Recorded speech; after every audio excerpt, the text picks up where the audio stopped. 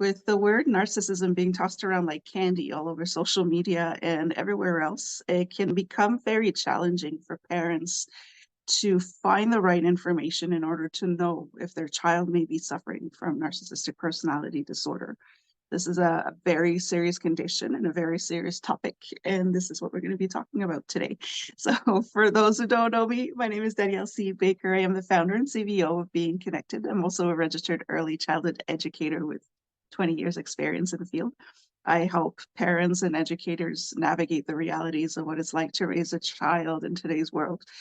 But don't get it twisted. When you're working with me, we're putting the child's needs first. So we're going to have to put the pride and ego aside, and let's get to it.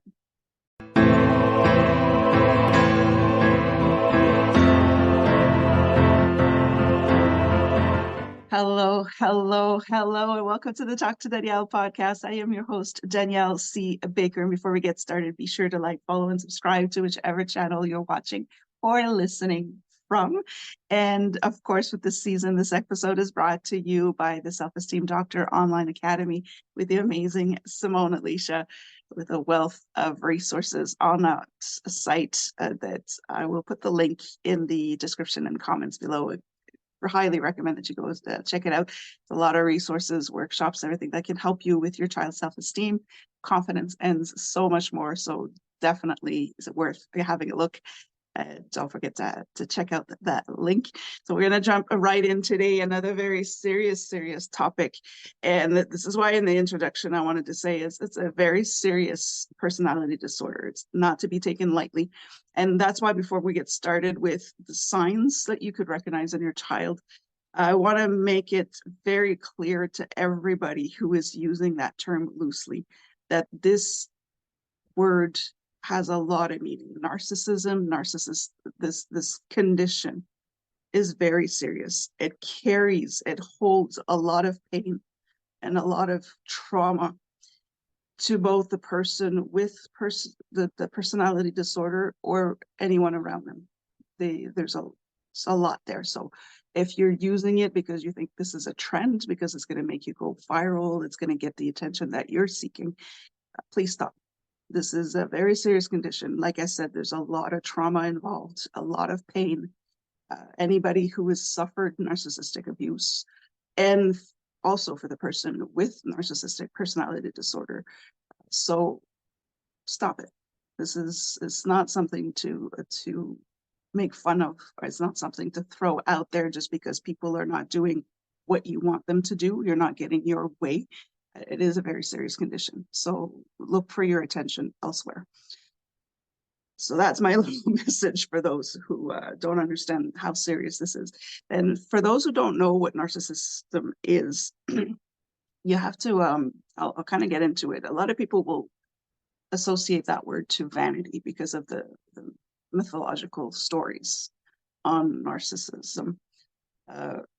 But that's not, it's not that. This is it could be the image that you're getting off of a narcissist, but it goes a lot deeper, and this is why I wanted to explain it. It's a narcissism or somebody with narcissistic personality disorder. I will refer to it as NPD for short. This is somebody that has a grand sense of entitlement. There's this grandiosity of them. They make themselves out to be the best at everything, almost godlike.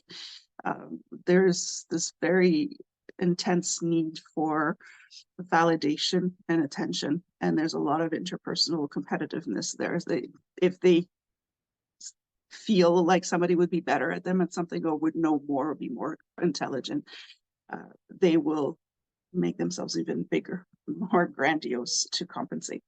And it is linked to some kind of traumatic experience or experiences. It could be linked to PTSD as well. They kind of go hand in hand. A lot of emotional issues involved here. And I just want to make a quick note before I dive it a little deeper. It tends, from what we can see, it can be related to a person's resiliency. And the reason why I'd say that is because you could have a family with children who are going through the same childhood traumas, but not every child is going to become a narcissist. So this is why I mean that there's resiliency has a factor, it has a play in there. So what happens is with the trauma that this individual will go through, there will come a point where the pain is so much that they're actually going to disconnect from themselves. So the subconscious mind kind of protects you from getting hurt, from enduring pain. So they completely shut down, and they pull apart. They kind of get ripped apart for who they are. There's a disconnect from self. So because they don't know who they are anymore at the core, it's that they've lost that connection. They feel empty. They're empty. There's a void inside, and they need to fill that void. So they will look for it externally. They will look for sources of whatever it is that they need, whether it is love, validation, worthiness. They can't self-validate. They can't self-love. They can't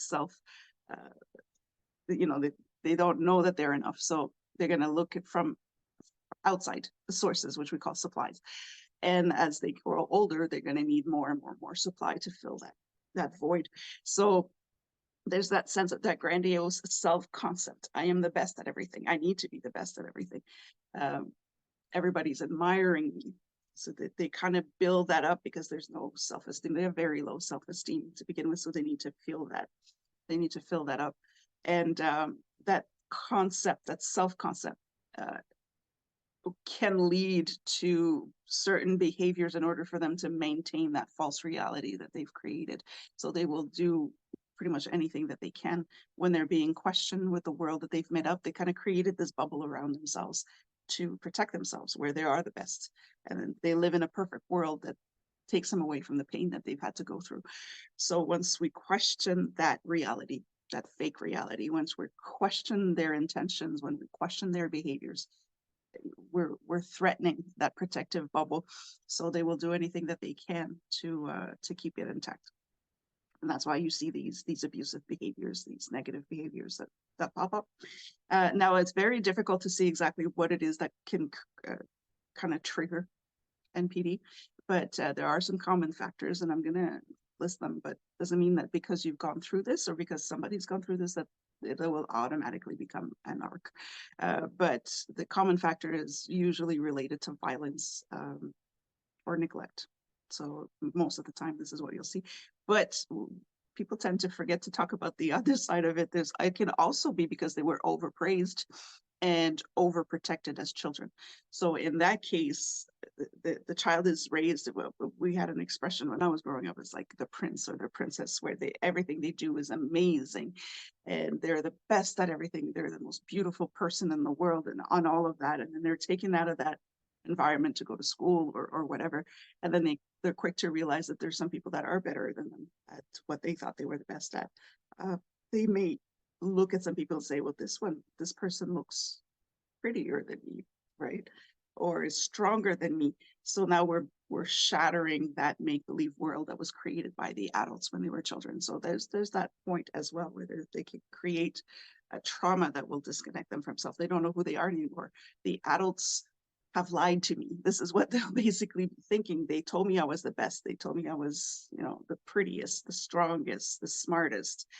And that's not true. So there's an intense betrayal from the only people that they trusted their entire life up to now. So we have to look at this. The common factors, usually violence, abuse, neglect, but it can go on the other side as well. So it's very difficult to know the exact cause, like I mentioned earlier, because it's so complex and multifaceted. But a lot of the times it would be either because there was a lack of empathy towards the child. There's some childhood rejection. They're either overly praised, like I mentioned, or overly judged. So whatever the child does is never enough. And this is why they kind of lose themselves. They don't know. They know they're a good person, but they're constantly told that they're bad. There's a lot of trauma and abuse, unfortunately. That's usually what it stems from. But it's hard to tell. And it is also hard to know why it happens. So there's some theories that it could be because if they come from narcissistic parents, then it's a learned behavior that their children will mirror and mimic what they see at home. So if they have a narcissistic parent, they will naturally imitate that person. It could be genetics as well, like most mental illnesses. It could be a genetic thing.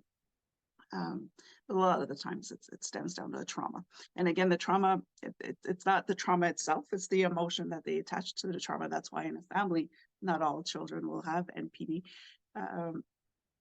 It's just the way that they've associated that trauma, the pain, to the emotion that they attached it to. So it is very hard to detect. I've done some work and studied and researched adults that are diagnosed with narcissistic personality disorder, and working with children for a couple of decades. I did get curious to know if there's a way that we could kind of detect it early on. There are some signs, but it's very hard to detect to begin with, because the children know that they're different at a very early age, depending on where the trauma would have happened or where the detachment from self happened. They know this is very smart individuals. And as children, that they will reach a point where they know that they are different.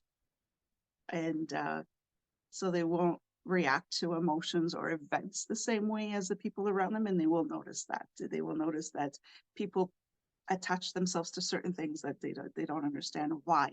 So they will know that they are different, and that at an early age you don't want to stand out. You don't want people to think that you're different. So at a very early age they learn to observe people, how they move, how they talk, how they react, what triggers them.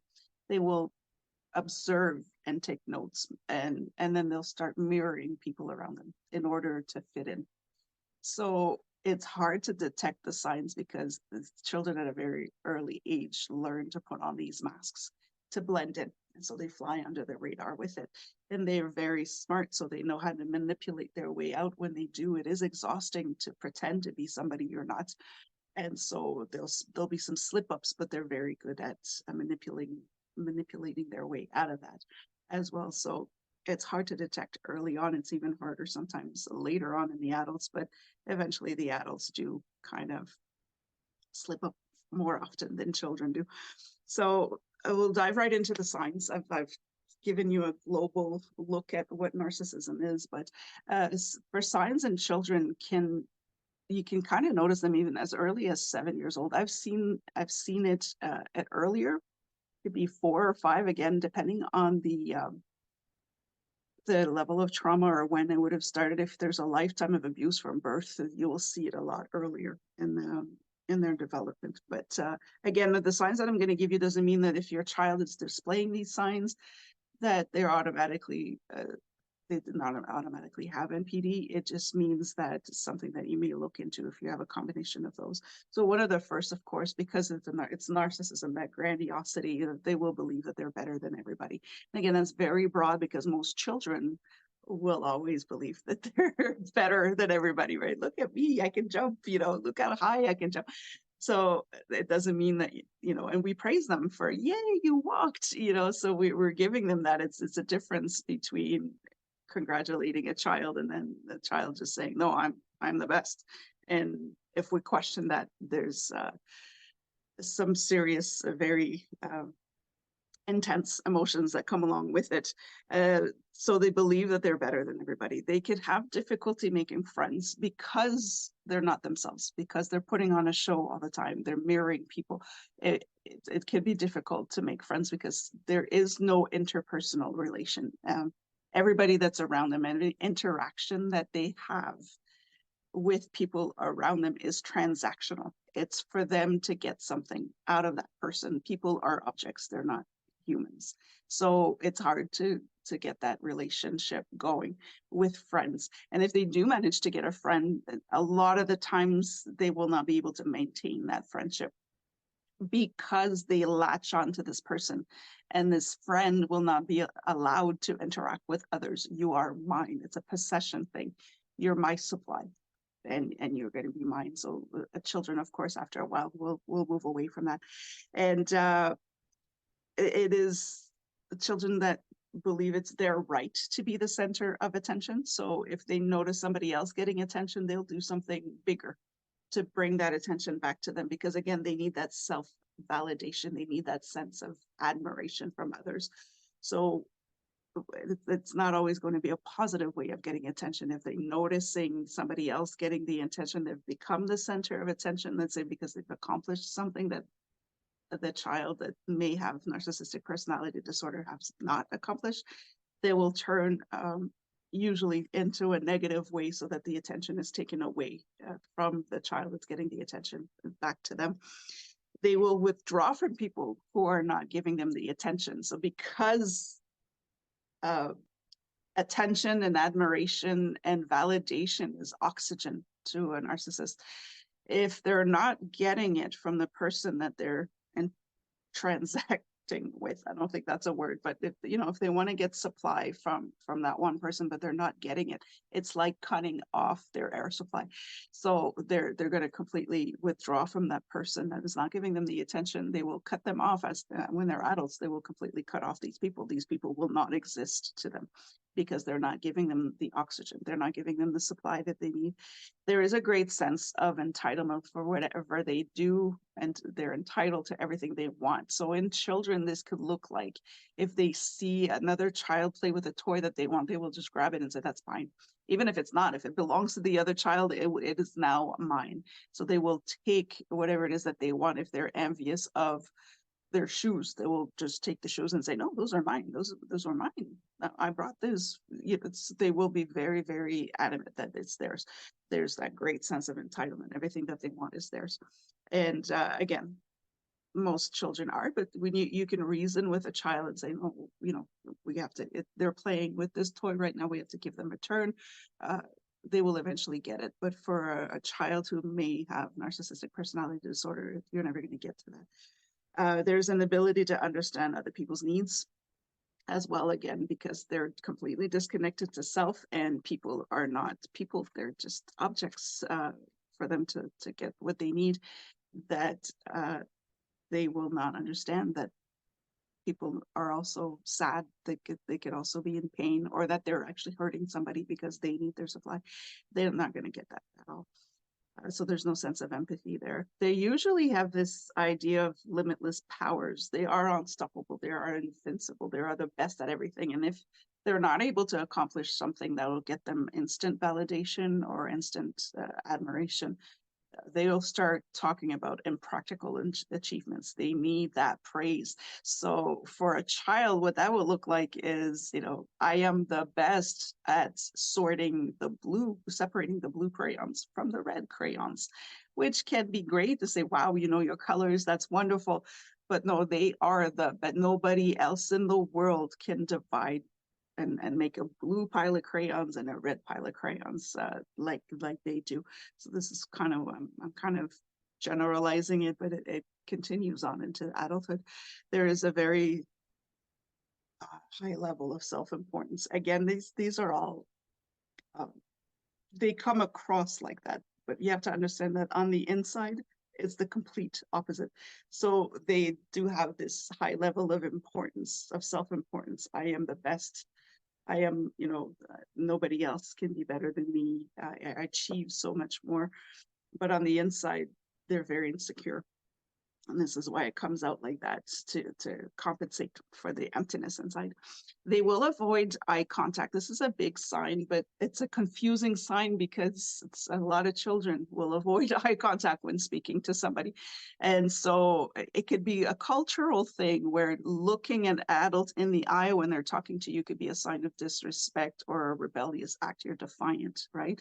Or if you're on the spectrum somewhere, that you're not going to get that cue, that social cue that you should be looking at somebody in the eyes when you're talking to them. But for narcissists, this is a completely different thing. And in children, if they're not maintaining eye contact with their best friend, this is a sign that they could be something there. When they're talking to them, they're playing around, or they're just talking over a snack. There's no eye contact there. That could be a red flag for you as well. And another thing that they'll do is they'll put other children down, and they'll be very mean about it. They will put them down if they are envious of somebody, if they're jealous of another child, if the other child is getting the attention that they want. They will humiliate that child. They will punish that child. They will really put them down and just destroy the child's self-esteem to make themselves come up on top and bring that attention back to them. And they will even get other people involved in it just to make themselves get even more supply, to get even more attention from other friends. So they'll do that. They're unable to self-validate, like I mentioned earlier, this is where it gets confusing, especially with children. Adults, you can kind of see the patterns after a while, but in children, it's still new. They're still working on it, but they come across as such, I am the best, look at me. And, they've got this self-importance, but that's not how they feel on the inside. They can't see their worth. They don't know who they are. They don't know how lovable they are. They don't know how great they are. They don't believe it. So they need to get it from the outside. So when they want to validate, they can't self-validate, so they get it from somebody. When they're talking about how great they are, how great they were at separating crayons, let's say, that they're looking for that validation for somebody. They're going to say, look, I did this. And the adult will say, wow, that's great. So now they got their supply, right? Yes, you're right. You can jump really high. That's how they get okay, I can jump very high. They make up this world. Let's say, hey, look at me, I can jump high. But they need somebody to validate it for them. They can't do it themselves. There's another thing that you notice, and I've noticed this in adults that I worked with. I've had some experience both personally and professionally. But if they are stressed, if their false reality is questioned, if they're being called out on their behavior, they will regress when they're stressed. So you can see that in adults when they go into a narcissistic rage or a narcissistic collapse. Emotionally, you can see that they are no longer the adult. It goes back to their childhood. So they will behave like the 10-year-old. They will behave like an 8-year-old. It's almost like an adult tantrum, right? But in children, you will see the regression as well. So emotionally, the way that they act, they may be regressing because they didn't get the way that they wanted, or they're going through a very stressful time, and now they don't feel safe. So they will switch that way. Another really big sign that you will notice, but later on, of course, but you will notice that their language skills do not match their school performance. So I'll explain that a little bit because it could get a little confusing, but in order for your brain in order for you to learn new things, to problem solve, to think for yourself, to empathize, to process your emotions, you need to feel safe. Your basic needs need to be met. So because this person has lived through serious trauma, abuse, neglect, there's been a disconnect there, the brain is automatically into survival mode. So they can't really process information. They can't learn new things. The brain is just not able to absorb new information.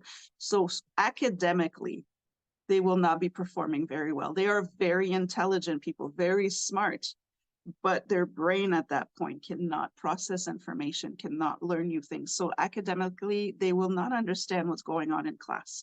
When they're a bit more calm, when they're getting a lot of supplies and they're being praised and they feel good, they will be able to learn new things. But most of the time they're struggling. They don't understand what's going on in class.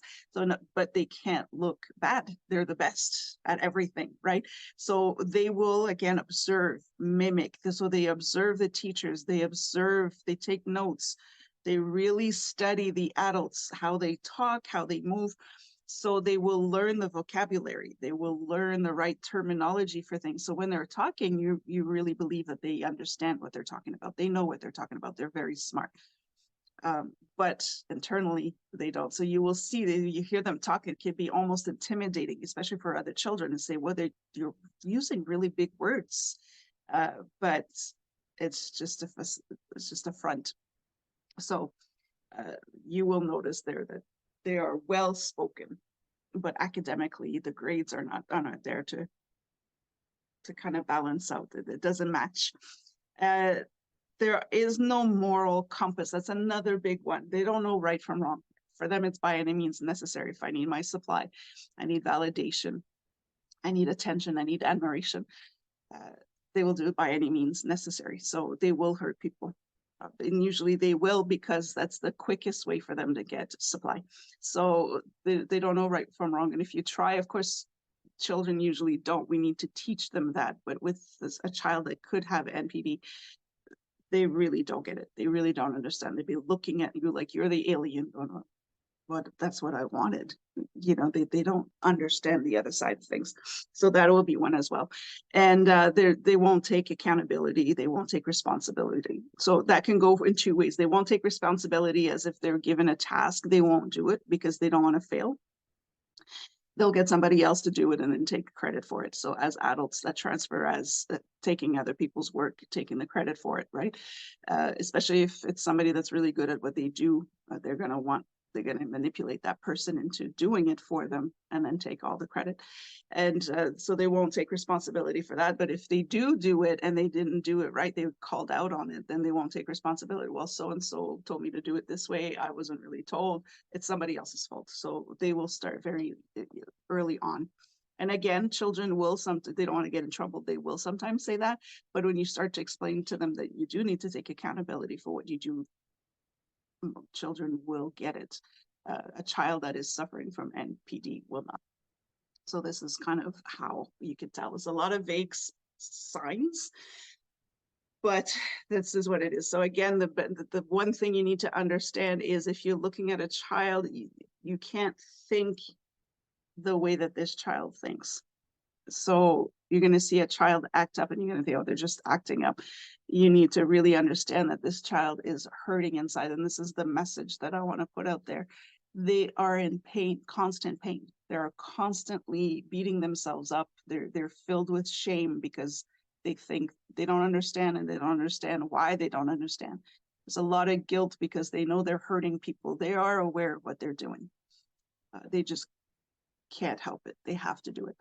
So they're filled with shame. They're filled with guilt. So if we come at them when they're reacting, when we come at them aggressively, we're hurting them even more. We're feeding that guilt. We're feeding that pain. We're feeding that disconnect. So we have to come in gently. We need to take it easy. Not always, but we do have to come and understand that this is not just a child acting up. There's something very serious here that we need to help them with. They need our help. They're not going to ask for it, but they need our help. So we need to give them a lot of love, even if they make it difficult sometimes. We need to accept it for who they are. It is a personality disorder. It is a condition. If you had a child that was paralyzed from the waist down and needed a wheelchair, they will need a wheelchair. They're not being lazy. So it's the same with a personality disorder, and it's for life. It's a personality. I don't think this is where I get upset with people that use this word loosely, is that it's a disorder. It's a personality disorder. If you have a bad heart or a bad liver or bad kidneys, you can get a transplant and get a healthier organ. But you can't transplant a personality. That is who they are. Whatever trauma, whatever pain, and this is what people don't see because they get hurt from narcissists, right? But this person, this human being, was hurt so badly that they've been ripped from who they are. That's a lot of pain. So it's, we have to be compassionate about that. We need to accept them for who they are, because they've had so much pain. We need to accept if somebody had a car accident and is now paralyzed from the waist down, we need to accept that. And people do accept that. Well, no, I understand you were in an accident, you were hurt, and now you can't walk. But it's the same with NPD. They were hurt, and now this is who they are. So we need to accept that. So how do you deal with a narcissistic child? All right. So the first thing you need to do as a parent, if you believe if these signs are showing up and you've got a lot of red flags, schools will be chiming in on that as well, not with the diagnosis that your child will be narcissist, but they will tell you that there's some issues, because those will show up more at school because they're interacting with more people. You need to get professional evaluation. You need to get a specialist to evaluate your child. You can't Google that stuff. You can't diagnose your child. You can't ask your neighbor who had a narcissistic wife. if your child is narcissist, you need to get professional help. It is a very, very complex condition. There's some serious testing involved, and go seek the professionals who do this for a living, please. That's the first thing you need to do is get your child evaluated professionally. And once you have your real diagnosis, once it's the real diagnosis, then you're going to need to get ongoing support for your child. This is for life. So your child will need support for the rest of their life. And you're going to need support for yourself. So the parents also need to get support. And this is where it gets difficult with narcissism, because it's something that's very hard to accept as a parent, that your child may have NPD. So another reason why it doesn't get detected early on is because there's denial involved with a parent. So the parents don't want to admit that their child could have a disorder like that, or the parents are themselves narcissists, or they are the ones who created the trauma. So of course they're not going to come up and say, yeah, I did this. So there's an issue there, but you're going to need to get help yourself. You're going to need to get that support, because you need to help your child to try to change some of those behaviors or put them back on track when they slip. So you're going to need that support. You're going to need a lot of support to maintain your boundaries and to help your child. When your child goes into a collapse or a rage, a lot of people will actually associate narcissists to being possessed by the devil. When they go into that rage, it is spectacular. And they know how to manipulate you. They know how to control you. They know what makes you react. So they will come and attack you personally. So you will think, this isn't my child. This isn't my child. You know, do I call an exorcist? A lot of people believe that. No, just seek professional help to help your child. It will happen. Unfortunately, don't forget that this is coming from severe pain and trauma. So you need to get that help, and burying your head in the sand is not going to help your child. It's going to create even more trauma later on in their adult years. So if we can catch it early, we can give that individual the tools that they need to kind of try to regulate themselves. You need to set very firm boundaries.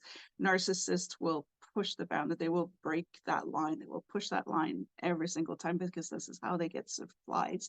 When you set a boundary and somebody crosses that line, you automatically react. And this is what they want. They want your attention. And as they grow older, they're going to want to seek out negative attention, because that's the quickest way to get supply.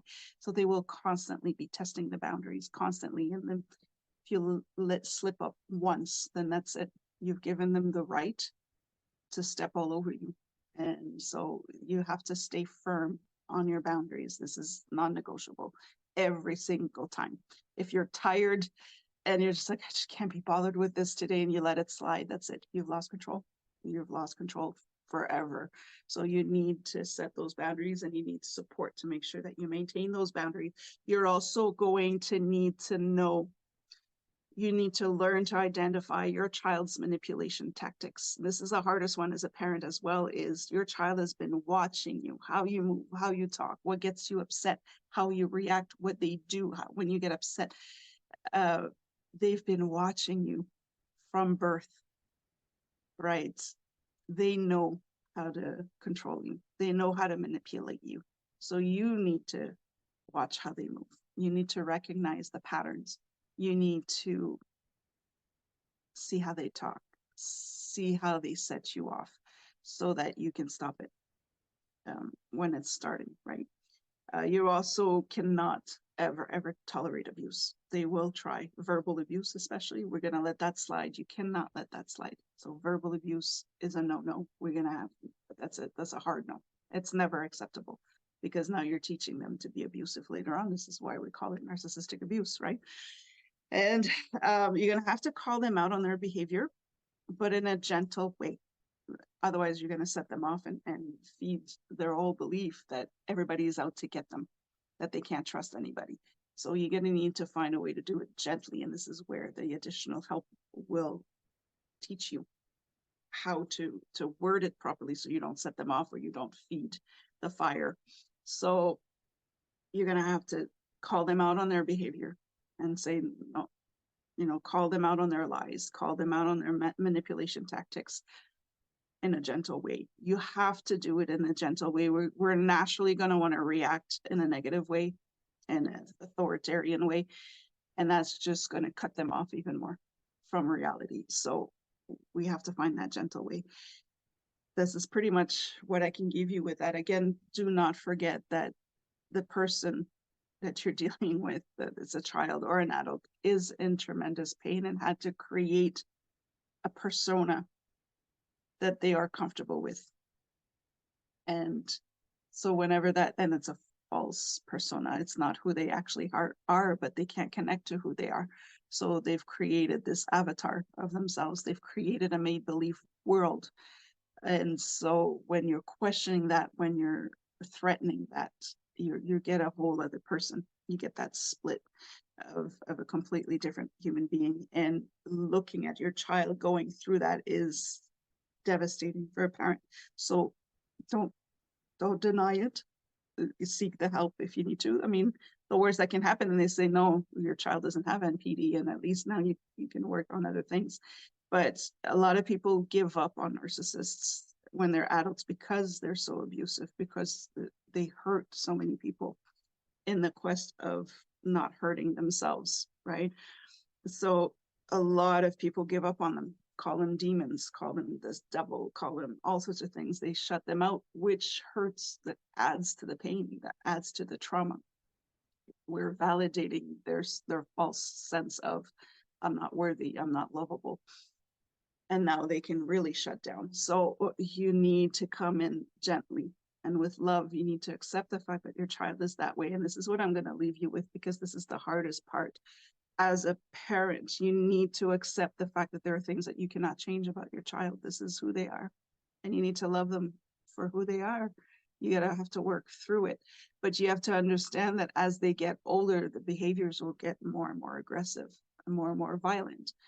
And you will come to a point where, unfortunately, you may have to make that heartbreaking decision that you have to walk away from your child when they're adults. When they're children, it is your duty to care for them. But once they're adults, there's only so much you can do. You cannot change somebody who doesn't want to change. And you cannot, it's not okay for you to take on all of that abuse because it's your child.